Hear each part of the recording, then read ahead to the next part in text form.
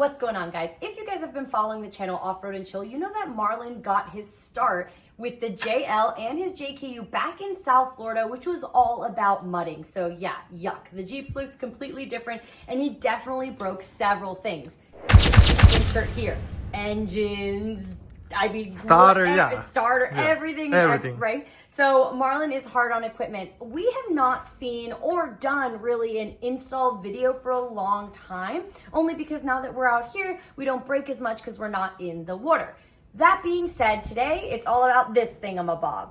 So this is out of the JL. Here's the part number. We'll include it in the description below.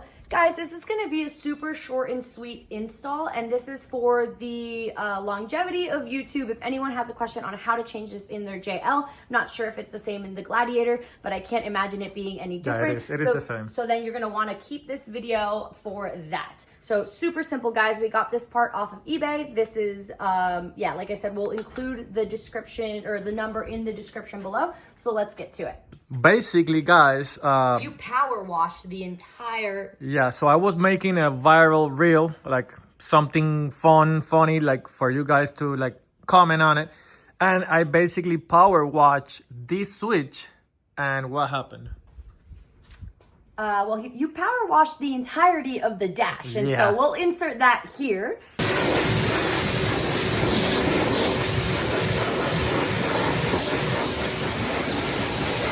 It was crazy, guys. So yeah, none of that works. At least this doesn't. The AC controls don't work either, but he is still able to access AC and heat through the Stinger Heighten, the radio, the head unit. Yeah. So it's all about changing this. So show us how it's done.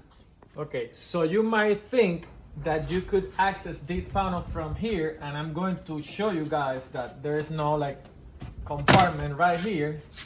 This is all closed.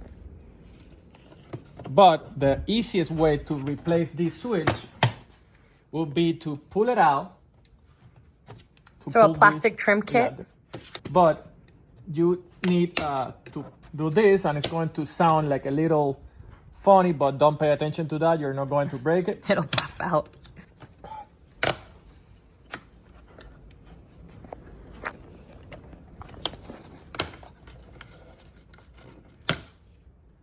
Ta-da! As you can see, it is basically clips.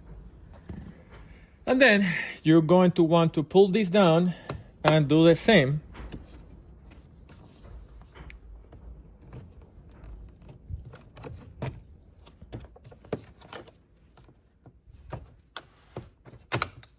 Pull it out and then do the same like that. And then it has a clip here that you could, but yeah, it's basically the same part number. So you can see they're both the same part number.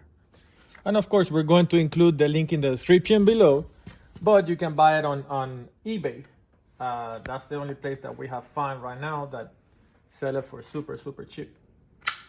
After that, you just plug the new one in and push it in, and that's it. But that's basically it.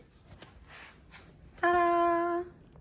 And so basically what was happening is that Marlon's headlights, like they were stuck in the on position. So he couldn't like toggle with the dimmer or, you know, the halo. If you have Rubicon lights, you know what I'm talking about. So really simple, cheap. I think it was about like $50, $60, and you can do it at your house. Yep.